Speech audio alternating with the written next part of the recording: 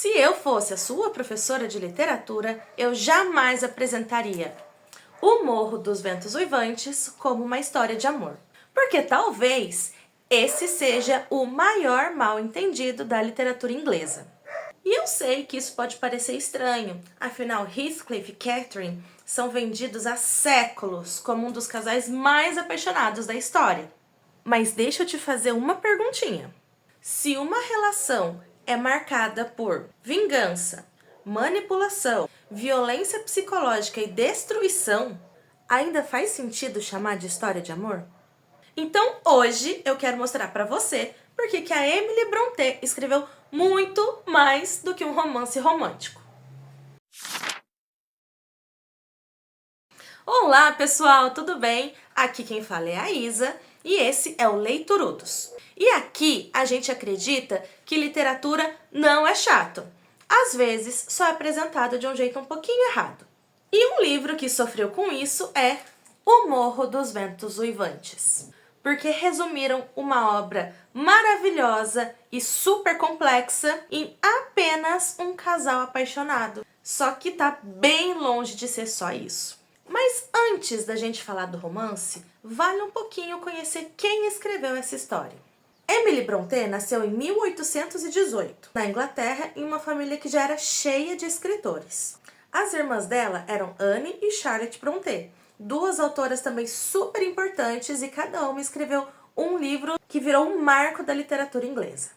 Só que tinha um problema. Naquela época, as mulheres não podiam escrever um livro, muito menos publicar. A grande maioria delas mal sabia nem ler e escrever, porque isso não era bem visto na sociedade. Então, a Emily, junto com as irmãs dela, escreveu sob o pseudônimo de Alice Bell. E O Morro dos Ventos Uivantes foi o único romance que ela escreveu. Mas quando esse livro foi lançado, lá em dezembro de 1847, muita gente odiou. Chamaram esse livro de violento, cruel, moralmente duvidoso, e ele é tudo isso. Curiosamente, são os mesmos motivos pelos quais ele continua fazendo sucesso 200 anos depois. E que faz tanta gente amar e discutir ainda essa obra. Mas por que será que as pessoas odiaram tanto lá em 1847? Vamos voltar um pouquinho no tempo, lá para a Inglaterra do século XIX. A posição social que a pessoa nascia ia definir praticamente tudo da vida dela. Com quem você podia casar, quem seriam seus amigos, se você poderia aprender a ler e escrever, se poderia assinar as suas próprias obras, o quanto valia a sua palavra e, principalmente, o quanto você era respeitado. Para uma mulher, casar era praticamente a única profissão. Então, era uma decisão muito mais econômica do que afetiva. E quem nascia pobre raramente conseguia mudar a sua condição social, tanto pela falta de oportunidades, pela falta de estudo e pela estagnação social da época mesmo, quanto pelo estigma que a pessoa mesmo carregava. E é aí que a gente vai entrar no personagem-chave dessa história, o Heathcliff. Ou como o Joseph chama, o Heathcliff. Achei muito mais legal. Desde pequeno, o Heathcliff ele é descrito como cigano, moreno, escuro, estrangeiro, diabinho. Então, ele não era apenas um menino órfão que foi resgatado por uma família de posição social. Ele era um menino órfão e estrangeiro. Não fica muito claro qual era exatamente a origem do Heathcliff, nem de família, nem de lugar que ele veio. Ele foi descrito como se tivesse sido um filho de um indiano com um chinês. Às vezes fala do cabelo e dos olhos muito escuros, às vezes fala da pele dele ser muito escura. As descrições elas não são exatamente claras para que a gente enxergue a etnia. A gente só consegue saber que Heathcliff não era branco. E é justamente por isso que ele passa a vida toda sendo tratado como inferior. Muito antes dele se tornar esse personagem tão cruel e tão conhecido, ele foi uma criança que aprendeu a ser rejeitado. Foi rejeitado no nascimento, foi rejeitado pela família adotiva, posteriormente vai ser rejeitado pelo amor da vida dele também. E tudo isso foi deixando marcas muito grandes nesse personagem. E aí, quando alguém pensa na história desse livro, talvez por conta das diversas adaptações cinematográficas que já teve, mostrou esse casal como lindo e apaixonado, talvez por ser um dos livros de referência da Bella Swan, de Crepúsculo, que também acha que esse romance é um amor romântico. Aliás, já era uma dica para Bella, se é um amor que te destrói, não é amor.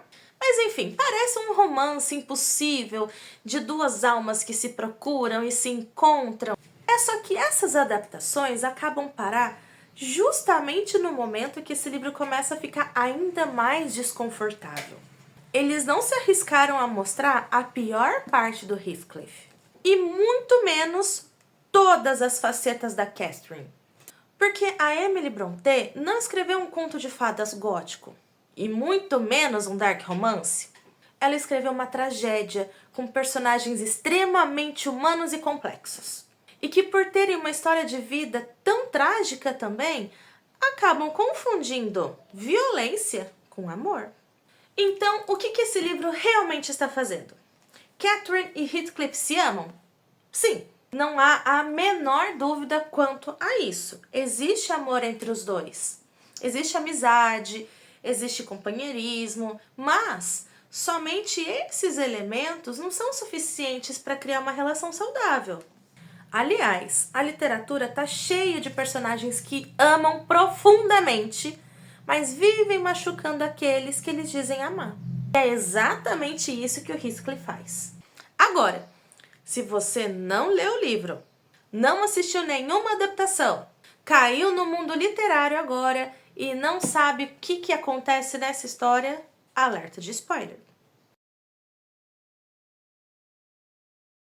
Depois que a Catherine morre, o Heathcliff passa a vida inteira dele dedicado à vingança.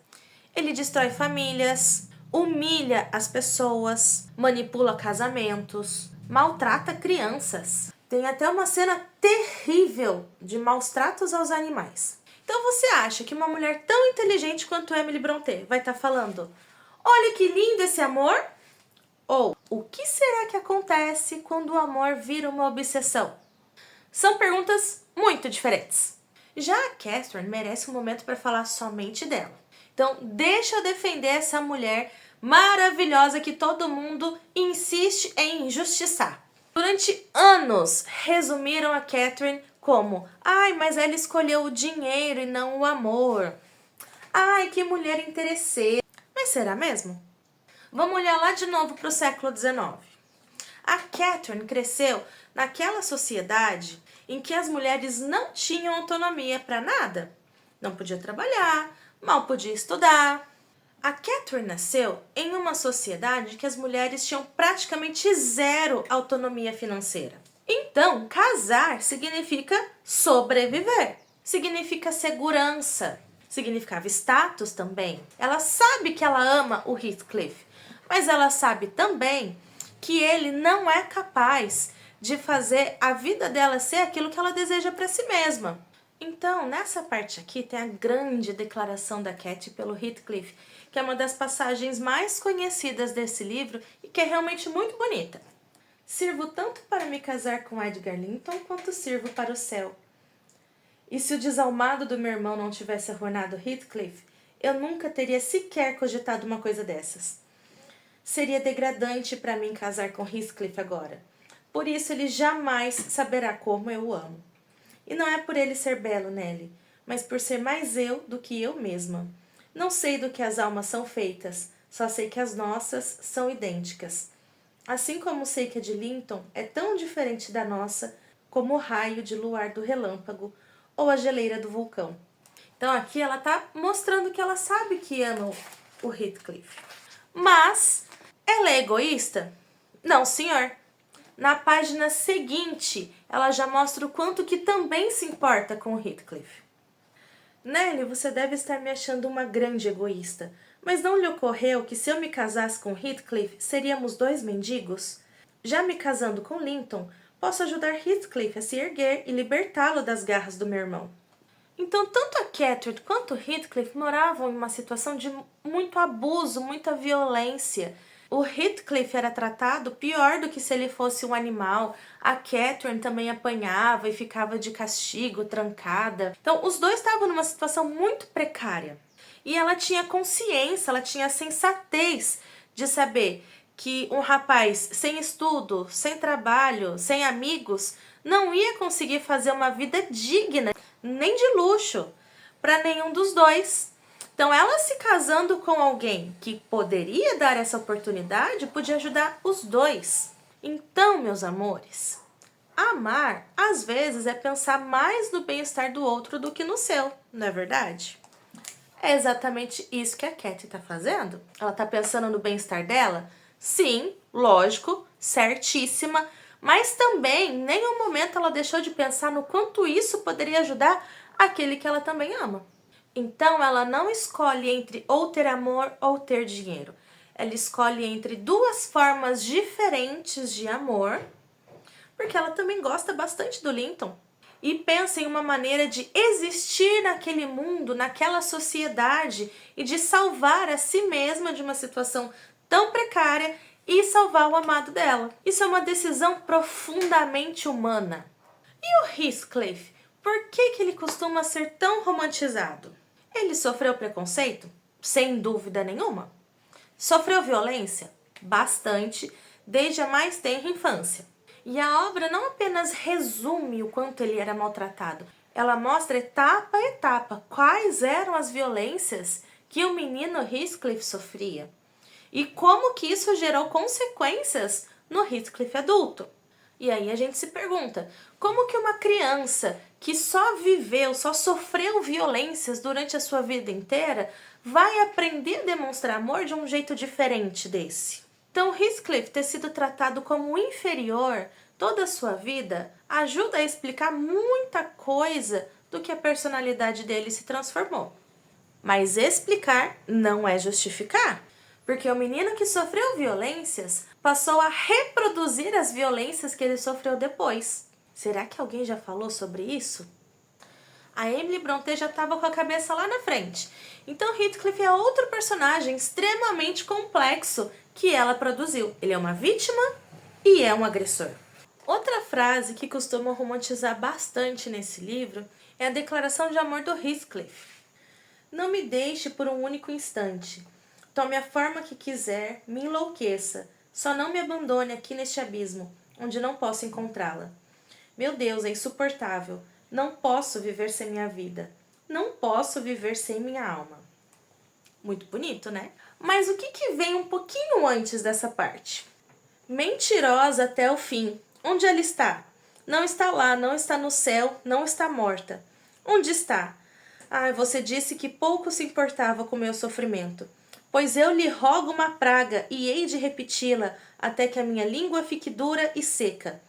Catherine Earnshaw, que você não descanse enquanto eu viver. Você não falou que te matei?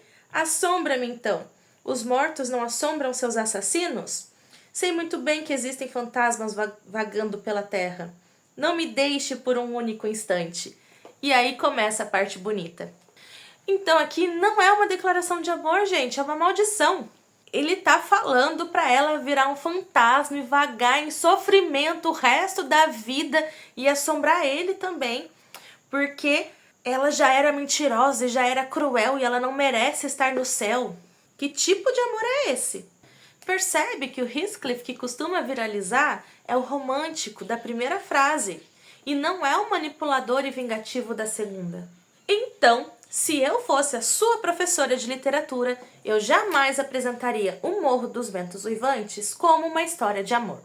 Eu diria que é um romance sobre obsessão, desigualdade social, preconceito, traumas, sobre como pessoas feridas são também muito capazes de ferir, sobre a situação social da mulher na sociedade do século XIX.